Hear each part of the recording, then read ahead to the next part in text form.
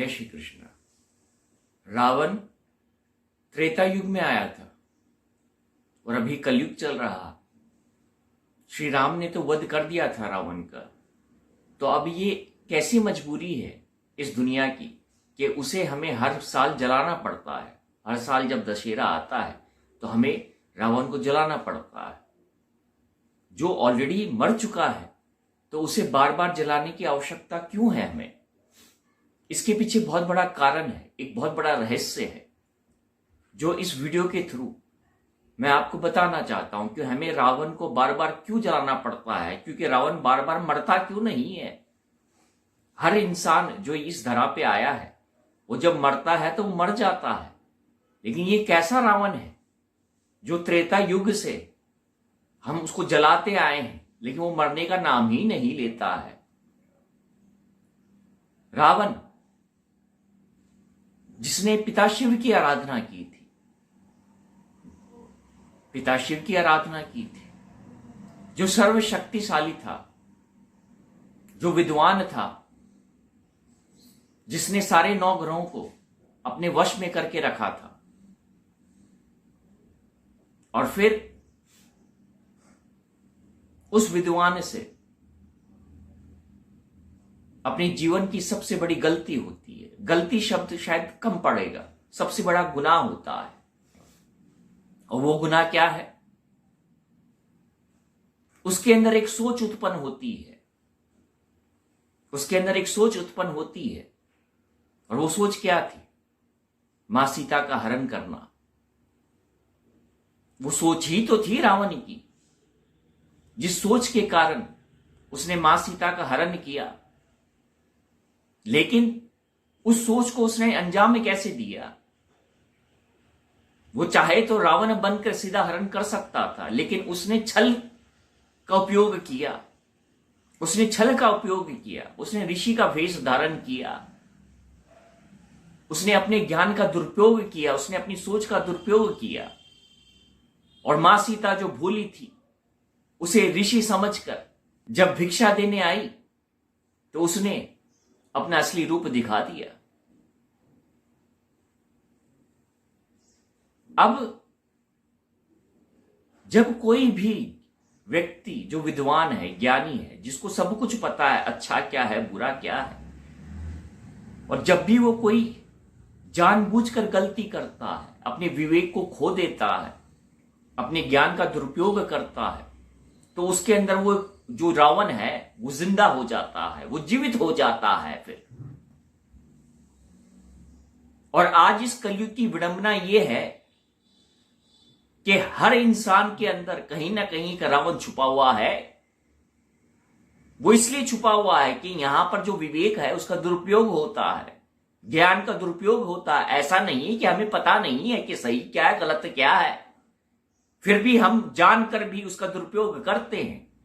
जब आप एक गलती करते हैं तो आपको क्षमा मिलती है, क्योंकि वो अज्ञानतावश आप कर सकते हैं। लेकिन जब आप गुनाह करते हैं तो वहां क्षमा नहीं होती है, क्योंकि आपको पता होता है कि आप क्या कर रहे हैं। और रावण को भी पता था कि वो क्या कर रहा था, इसलिए उसे दंड मिला, इसलिए उसे दंड मिला। लेकिन ये जो रामायण है जिसमें ये जो रावण का चरित्र है वो हमें क्या दर्शाता है? वो हमें ये दर्शाता है कि जब तक इस दुनिया के अंदर ऐसी सोच उत्पन्न होगी तब तब उसका जो अंत है वो निश्चित है। रावण के पास 10 सर थे, लेकिन वो 10 सर का अर्थ क्या होता है? वो उसकी इच्छाएं थी, अनंत इच्छाएं जो कभी खत्म ही नहीं होती थी। एक गई दूसरी आई, दूसरी गई तीसरी आई। और कलयुग क्या है? कलयुग में जो मानव की सोच है वो क्या है? इच्छाएं हैं।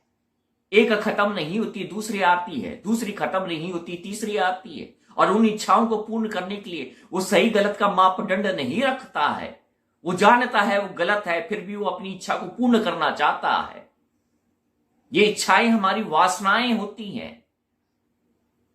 कोई भी ऐसी इच्छा जिसके कारण तुम अपने ज्ञान का दुरुपयोग कर रहे हो, अपने विवेक का दुरुपयोग कर रहे हो, वो वासना है।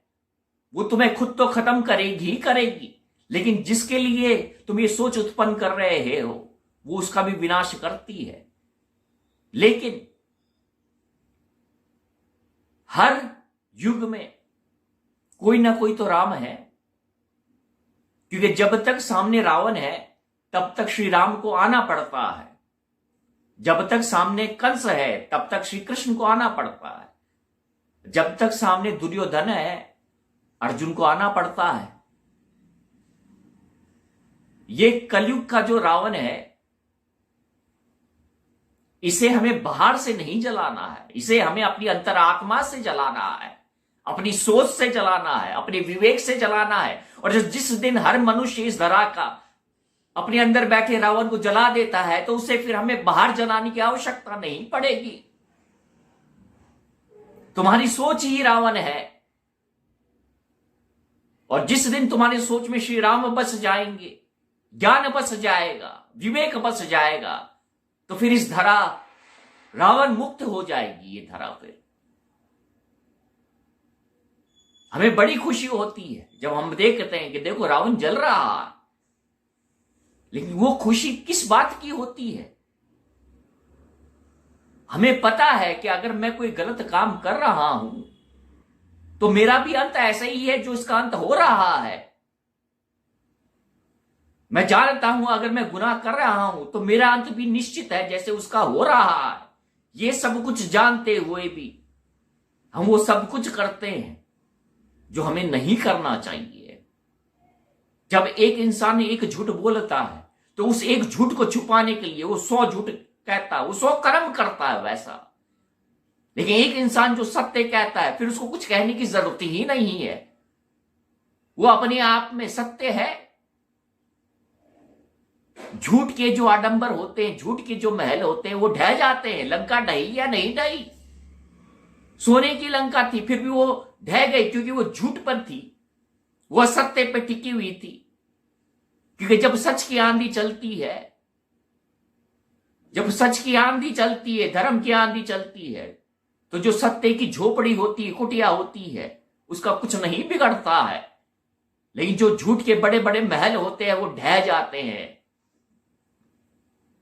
इस दशहरे ऐसे तुम्हारे अंदर कोई भी सोच है, ऐसी कोई भी इच्छा है जो तुम्हें प्रेरित कर रही है, जो तुम्हें रावण की तरफ लेके जा रही है, तो उसको अंदर से भस्म कर दो, भस्म कर दो।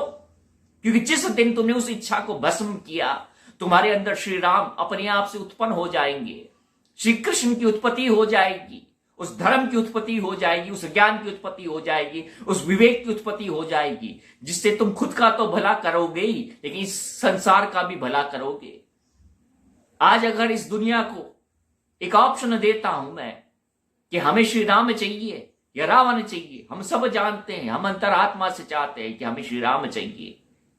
लेकिन क्या हमें श्री राम इसलिए चाहिए क्योंकि बाहर रावण है? क्या हर बार श्री हरि को इसलिए आना पड़ेगा कि एक रावण, एक कंस, एक दुर्योधन बाहर सामने खड़ा है इसलिए मुझे आना पड़ रहा है? क्या वो कभी भी हमारे लिए नहीं आ सकते हैं? हमारी पुकार के लिए नहीं आ सकते? उन्हें क्यों आवश्यकता पड़ती है इस तरह आने की? मैं आपसे पूछता हूं, इस बार ऐसा पुकारो उसे कि वो तुम्हारे लिए आए, ना कि रावण के लिए आए, ना कंस के लिए आए, ना दुर्योधन के लिए आए। ऐसी पुकार रखो अपने मन में कि इस बार तुझे जो आना है वो हमारे लिए आना है। और जिस दिन सच्चे मन से ये पुकार करोगे उसका असर